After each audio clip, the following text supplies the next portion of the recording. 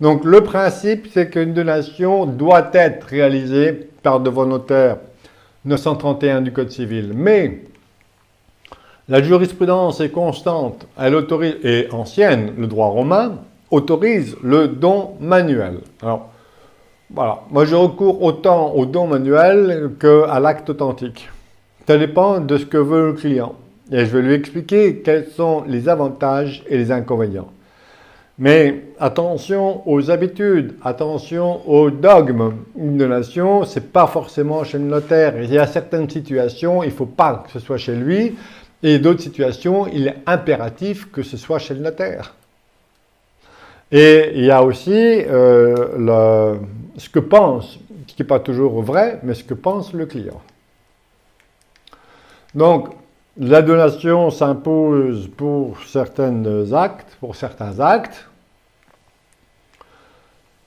et ça a un certain coût, que je vous ai mis ici.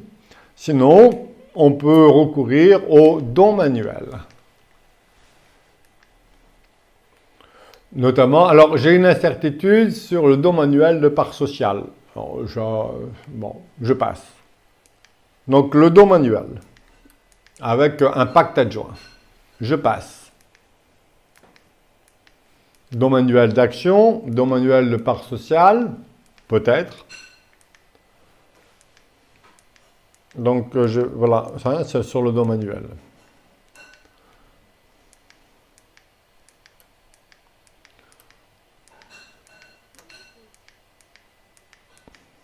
L'avantage d'un don manuel, c'est que, par exemple, voilà pourquoi une des utilités du don manuel, mais à voir, c'est dans les opérations de donation-cession. Donation-cession.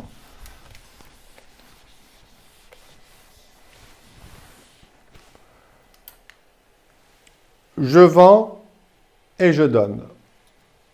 Je vends mon entreprise, je vends un immeuble et je donne ensuite. Vous avez deux impôts. Je vends, vous avez un impôt sur la plus-value, IPV, et après je donne ou je meurs, vous avez un autre impôt, les droits de mutation à titre gratuit. Donc, il vaut mieux faire la chronologie inverse, de donner et de faire vendre. Alors pour moi, donner, garder. Mais bon, sinon vous pouvez donner et faire vendre. Mais si vous faites vendre, ça va, l'argent va dans le patrimoine de l'enfant qui a vendu. Alors que moi, je retiens. Mais vous voyez bien que j'aurais préféré faire une donation, des MTG, puis éventuellement une vente. Pourquoi? Parce que la donation, au plan fiscal, la donation efface la plus-value, sauf exception. La donation efface la plus-value. Donc, si je donne et je fais vendre, j'ai qu'un seul impôt, puisque la donation efface la plus-value. Ici, j'ai deux impôts, ici, j'en ai qu'un seul. Donc, pour éviter d'avoir un impôt à payer, je donne et je fais vendre. Et là, il y a le seul recours au don manuel est possible. Pourquoi? Parce que si je fais l'inverse, ici, si je donne, les droits de mutation à titre gratuit sont à payer chez le notaire, si vous faites un don notarié. Donc, chez le notaire, ça ne va pas parce que vous n'avez pas de liquidité pour. Alors que si vous faites le don manuel, je donne, je vends et je révèle ensuite le don manuel. Donc, si je donne, je vends, j'ai des liquidités. Et les liquidités vont me permettre de payer les droits de mutation à titre gratuit.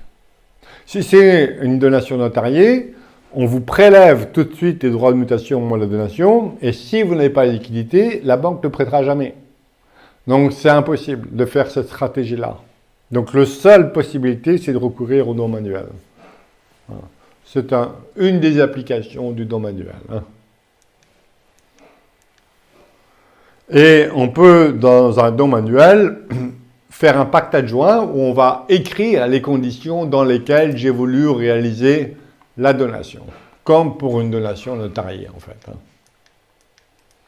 La fiscalité du don manuel, les droits ne sont dus qu'au moment de la révélation du don. Un don manuel, si vous ne déclarez pas, il n'est pas taxable. Hein. Le principe, c'est celui-là. Hein. Il n'est taxable que si vous le déclarez. Bon. Vous verrez, hein, puisqu'on est dans la fiscalité et ce n'est pas mon domaine d'intervention avec vous. De donation avec un droit de retour conventionnel. Donc, on le voit, ça, systématiquement dans les actes de donation. Chez moi, je le supprime systématiquement, le droit de retour conventionnel. Je vous invite, vous avez vu, hein, je vous invite ici, notamment en ce qui concerne le cours, de demander à vos clients, s'ils sont mariés, leur contrat de mariage, c'est systématique. S'ils ont fait une donation entre époux, vous dites, vous me l'amenez, s'il vous plaît, voilà. Et là aussi, il faut bien regarder si pour quel est quand le client va faire un acte et que vous l'accompagnez chez son notaire, moi ce que je demande toujours, c'est demander le projet de donation. Voilà. Et je rectifie le projet parce que le plus souvent, ce sont des actes tout faits, tout ça. Hein. Voilà. Et on présente, et paf, et le droit de retour, et paf, et paf, et paf. Bon. Bien, moi je demande demandez à votre notaire le projet de donation et on va arranger ça, quoi. Et après, votre client, il vous aime, c'est sûr. Alors, moi, je me fais rémunérer du conseil, hein. Bon. Même vous, si vous ne le faites pas, après, vous devenez l'interlocuteur principal du client, tout simplement. Donc, donation avec un droit de retour conventionnel. On a vu le droit de retour légal.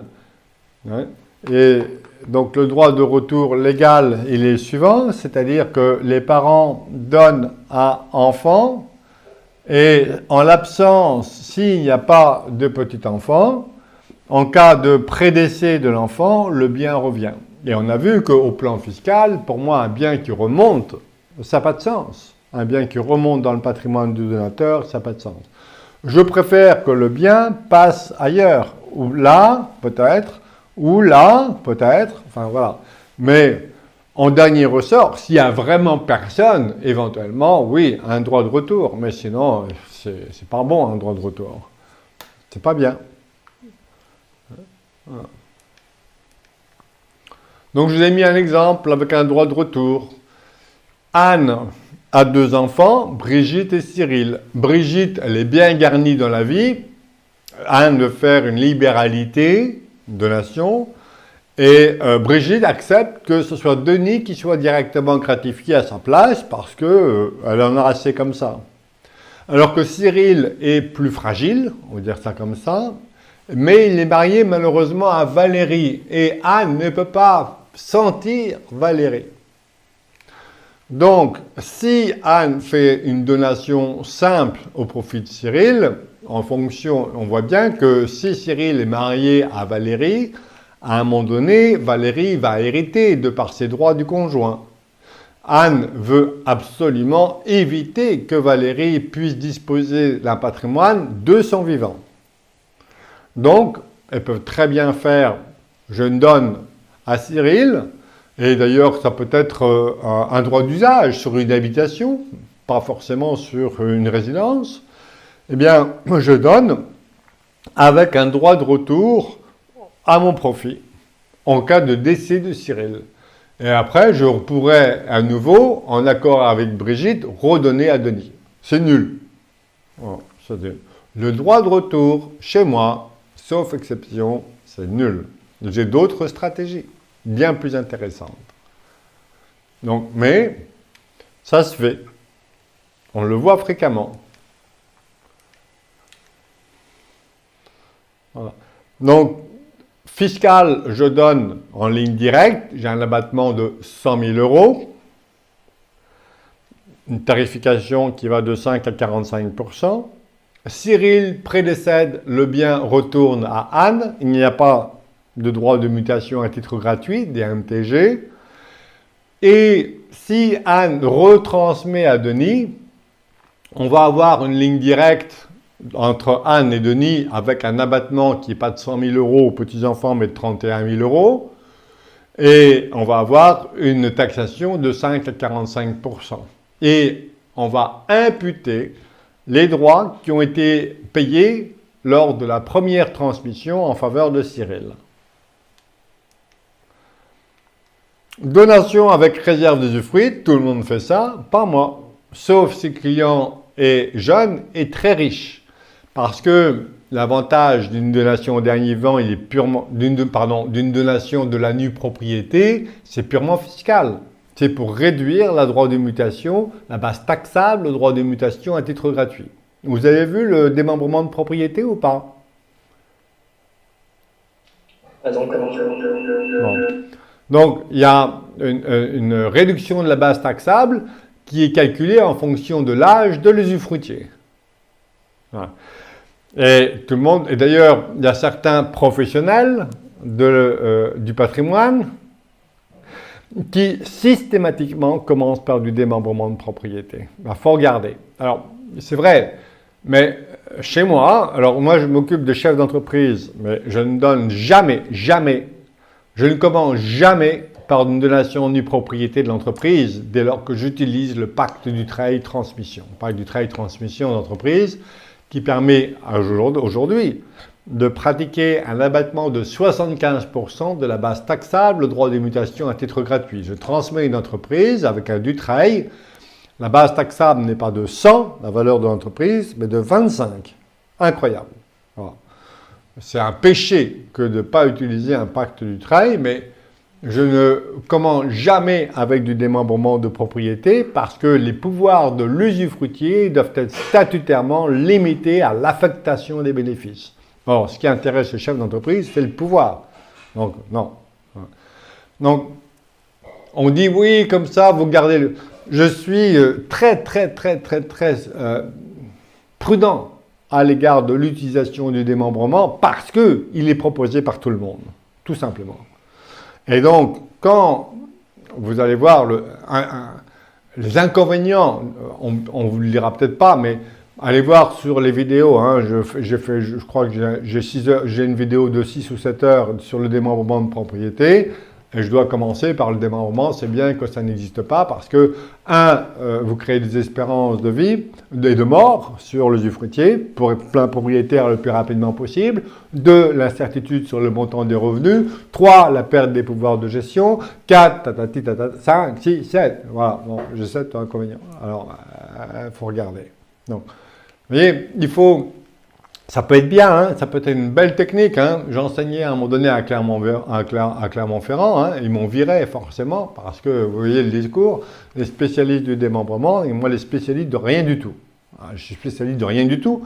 Moi, il faut vendre, enfin, ma conception, c'est de vendre du bonheur. Après, la technique est au service du patrimoine du client pour qu'il soit le plus heureux possible sur cette terre. C'est ça, hein, mon métier. Hein. C'est le reste. Il vaut mieux maîtriser la technique, mais voilà. Mais il ne faut pas la mettre en premier. Donc, méfiance. Donc, le gros avantage, il est fiscal. D'ailleurs, vous voyez, en bleu, c'est CGI, Code général des impôts. 669, on réduit la base taxable selon l'âge usufruitier. Et le deuxième article du CGI des impôts, il vous dit que lorsque l'usufruit s'éteint pour reconstituer la pleine propriété, il n'est dû aucun droit de mutation à titre gratuit. Ben voilà les problèmes du démembrement de propriété. Je passe. On peut faire une réversion d'usufruit également. Je passe. Je passe. On peut renoncer à son usufruit. C'est un principe taxable. Je passe. On peut faire une donation d'usufruit temporaire. L'objectif affiché ici, c'est pour échapper à l'IFI, hein, puisque lorsque l'impôt sur la fortune immobilière, c'est l'usufruitier, sauf exception, qui est redevable de l'IFI sur la valeur de la pleine propriété. Donc, je fais une donation d'usufruit temporaire à mon enfant qui suit les études de gestion de patrimoine à Bordeaux. Pendant 5 ans, je vais sortir un patrimoine de l'IFI. Pour moi, c'est nul. Voilà. Donc, mais ça existe. Il y en a qui le font parce qu'ils se disent le démembrement c'est bien, je vais dire ça à mon client, mais attention, un inconvénient majeur de cette technique-là, c'est quand je donne l'usufruit temporaire, je grille des abattements pour les droits de mutation à titre gratuit. Et ce qui est cher, c'est pas les filles, c'est la transmission. Toc. Donc, c'est pas bon. Alors, je peux faire une double libéralité usufruit nue propriété. C'est bien intellectuellement, mais c'est compliqué, c'est trop compliqué. Il ne faut pas faire parce que vous allez perdre le client. Quand vous faites des techniques trop compliquées, ça peut vous satisfaire intellectuellement, mais ici, c'est trop compliqué pour le client. Donc, j'en ai rarement fait. Donc, je passe. Je vous ai mis la fiscalité. Je vous ai mis un exemple. Je passe. Les libéralités, les donations graduelles ou résiduelles. Je vous explique.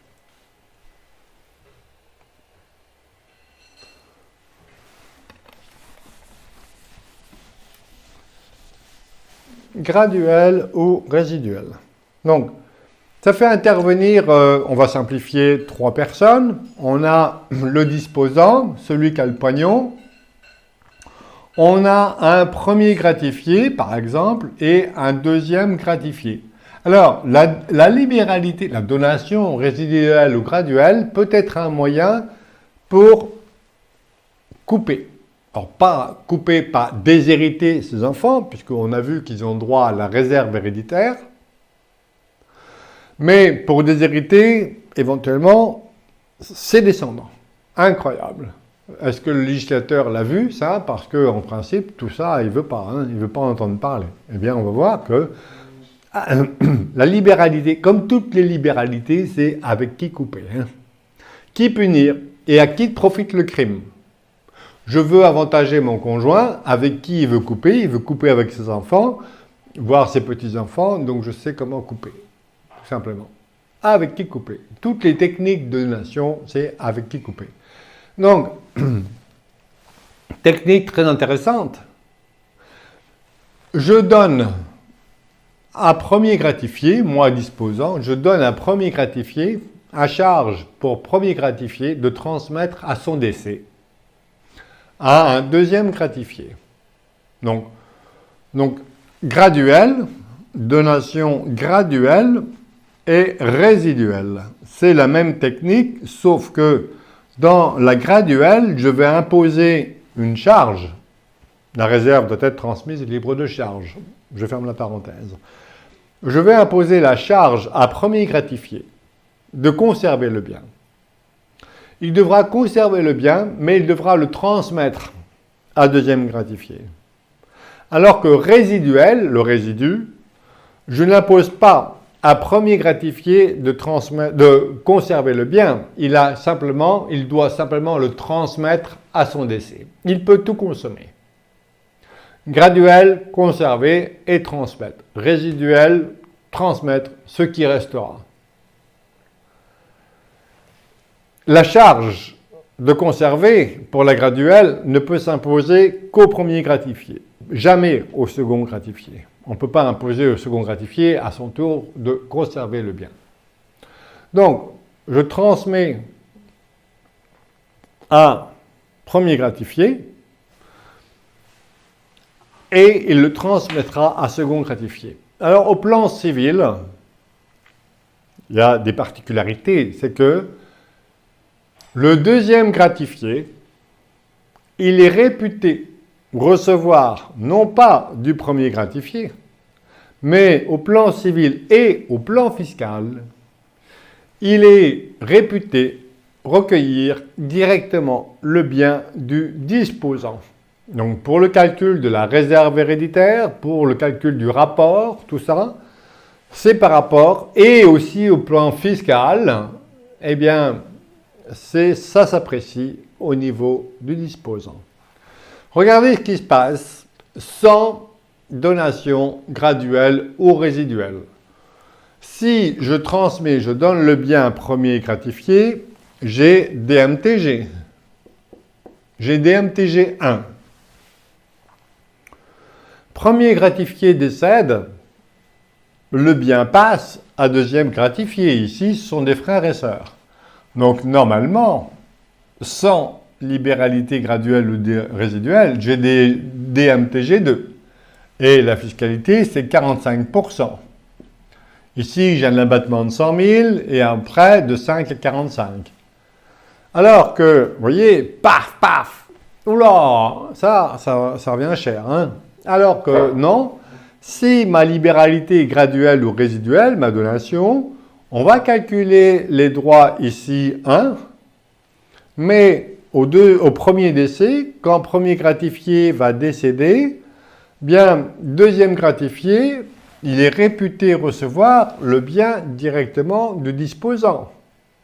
Donc, on va appliquer une tarification en ligne directe, DMTG2, qui est moins chère qu'entre frères et sœurs. Mais non seulement ça. On va, en plus, déduire les droits qui auront été payés lors de la première transmission.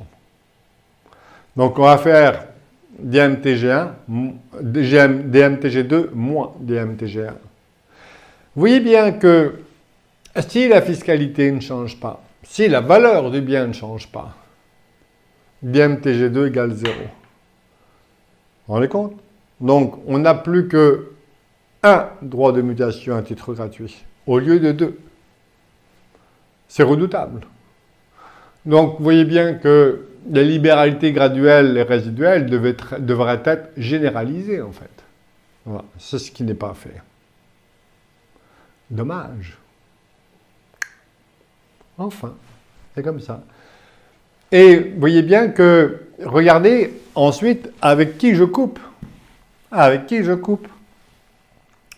Donc, toujours, je vous invite systématiquement à faire un arbre généalogique. Surtout dans le terme de la transmission. On transmet à qui, on ne veut pas transmettre à qui. Et si on veut contourner les règles de la réserve, au profit de qui? Donc l'arbre généalogique, il est essentiel. Donc ici, on a fait monsieur qui a 2 enfants, 1 et 2. Donc je transmets l'entreprise à 1, à charge pour lui de transmettre l'entreprise à 2, à son frère ou à sa sœur. Mais en faisant ça, vous coupez avec le conjoint de l'enfant 1, quel que soit le régime matrimonial, c'est un bien propre, il échappera de toute façon au conjoint, mais il échappera aussi aux descendants de l'enfant. Hein? Voilà, vous voyez, ça c'est un bel exemple de avec qui couper. Toutes les techniques, c'est avec qui couper. Vous regardez avec qui ça coupe. Et donc vous en déduisez à qui profite le crime en fait. Hein?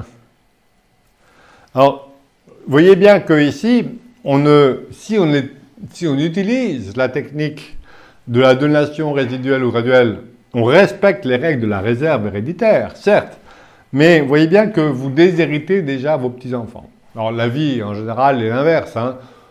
J'aime pas mes enfants, mais quand une fois ils ont des petits-enfants, je les adore. Ils sont cons, enfin bon, bref.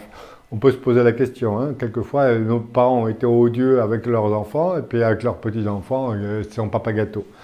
Enfin, bref, la vie est courte, il devrait réfléchir quand même. Enfin, bon, il n'y a pas d'école de parents. Donc, vous voyez bien que, on a qui couper. Mais regardez, j'ai une technique. Alors, moi, j'utilise très souvent, bien sûr, vous l'avez compris, la technique sociétaire.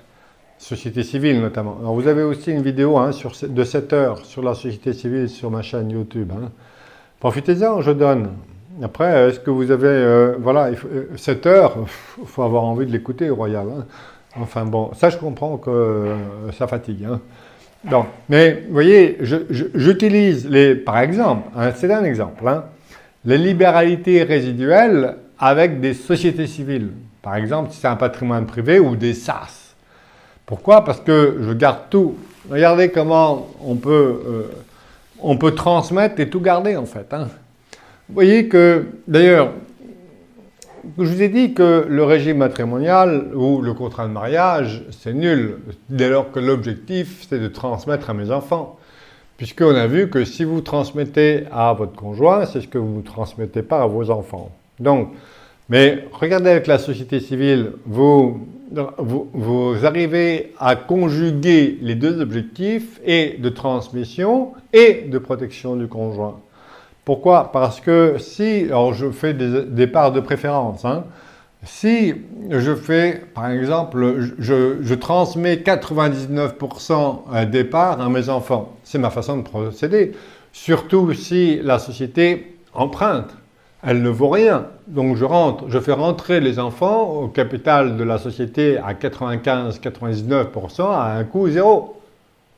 Ça, c'est la meilleure transmission hein, en termes fiscaux. Et je détiens 1% des parts et mon conjoint avec mon conjoint, par exemple. Après, je regarde quelle est la philosophie du client. Si son conjoint, c'est sa moitié, moitié-moitié, ok. Si non, c'est mon pognon et je veux bien octroyer une protection à l'égard du conjoint, bon, ben à ce moment-là, je crée des parts de préférence, vous voyez. Je détiens 1% du capital de la société, mais je détiens tous les pouvoirs, tous les droits financiers et le pouvoir de jouir du patrimoine détenu par la société. Et pour déshériter un enfant, c'est très simple. Alors, c'est une des techniques les plus efficaces, hein, c'est recourir à la société civile également. Hein. Pourquoi? Parce que je vais devoir respecter la réserve héréditaire. Oui, mais vous allez voir.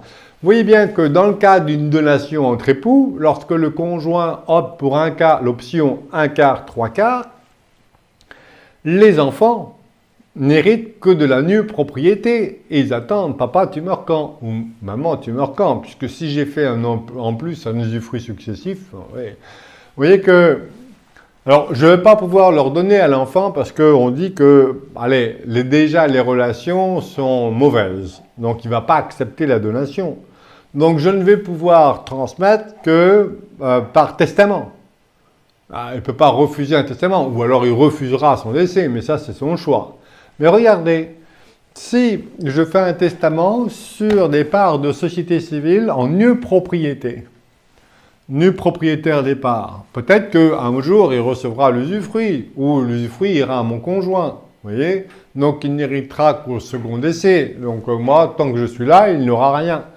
Et en plus, dans une société civile, je peux très bien écrire que toutes les pertes, elles reviennent au nu propriétaire. Il va être content, lui, hein? Quand il va recevoir le truc, paf, il va avoir plein de dettes. Il va peut-être pas forcément accepter le truc, hein?